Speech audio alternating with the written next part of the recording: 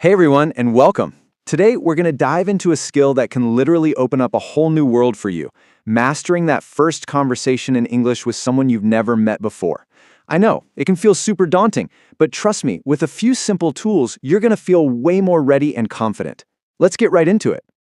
Okay, first things first, let's just acknowledge this feeling. That little knot in your stomach, that split second of hesitation before you try to say something, sound familiar? I bet it does. If you feel that way, please know you are so not alone. It's a completely normal part of learning a new language. But the great news? It's a challenge we can absolutely get past together. All right, so where do we even start? Well, we start with the most important step, just breaking the ice. And the secret here is to keep it simple and safe. Look, we're not trying to come up with some perfect, witty opening line from a movie. We're just trying to get the ball rolling. That's it.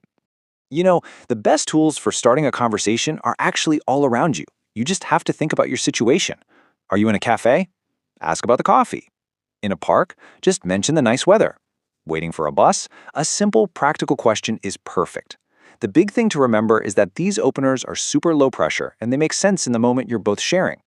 Okay, theory's great and all, but let's see how this stuff actually works in the real world. We're going to walk through a really simple, everyday conversation to see just how naturally things can get started with just a few words. So, picture this. You're back in that cafe. You spot an empty chair. They can all start with this one polite, simple question. Excuse me, is this seat taken? See? It's not weird, it's not pushy, it's just a totally normal and practical thing to ask. And you know what? A lot of the time, you're going to get a friendly, welcoming response. Something just like this. No, it's free. Please have a seat. That simple reply, it's basically an open door. It's a signal that says, hey, I'm open to chatting for a moment. And this is the magic move. The simple little pivot from a practical question to a personal connection. After you say thanks, you just add, my name is Alex, by the way. That little phrase, by the way, is great because it makes the introduction feel so casual and natural. And boom, just like that, the connection is made. I'm Sam. It's nice to meet you, Alex. Think about it. In about 15 seconds, you've gone from two complete strangers to two people, Alex and Sam, who are actually having a conversation. So, let's break that down. Why did that work so well? Well, it's pretty simple, really.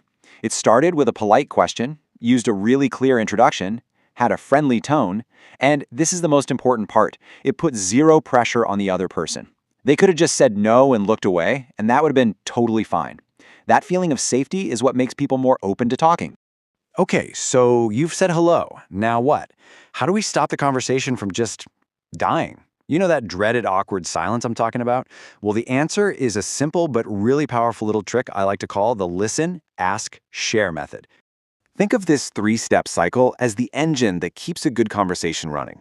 First, you actually listen to what they say. Don't just think about what you're going to say next. Second, based on what you just heard, you ask a simple follow-up question. And third, you share a little related detail about yourself. This creates a really natural back and forth. Listen, ask, share. That's the rhythm. You just repeat it. Okay, up until now, we've been all about the words you say. But guess what? A huge chunk of what you're communicating has nothing to do with words at all. Let's talk about body language and everything you're saying without even opening your mouth. Just look at the huge difference your posture makes. On one side, you've got that confident vibe, a little smile, an open posture, so no crossed arms, and just some gentle eye contact. All of that sends a message that you're friendly and open. Now compare that to the nervous signals on the other side. By making just these tiny shifts, you can completely change the vibe you're putting out there. And if you're thinking, how important can this really be? Check out this number. Some researchers estimate that a whopping 55% of all our communication is nonverbal. That's your body language, your tone of voice. So what does this mean? It means that working on your body language isn't just a tiny little tip. It's more than half the game.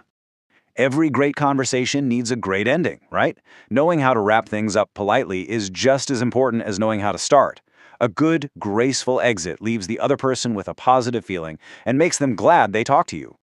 So, here are a few simple go-to phrases you can just pop into your toolkit.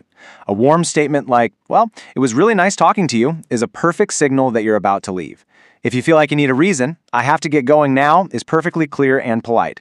And ending with something like, enjoy the rest of your day, is always a really nice, friendly touch. Before we wrap up, I really want to leave you with this one powerful thought. Stop trying to have the perfect conversation. Seriously, That's just way too much pressure. Instead, I want you to see every single chat, no matter how short or simple, as just practice.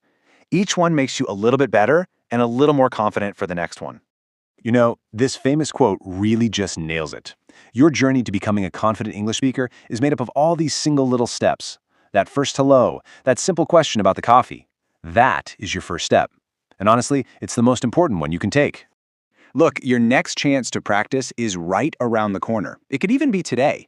That potential to connect with someone new starts right now. So the only question left is, what are you going to say?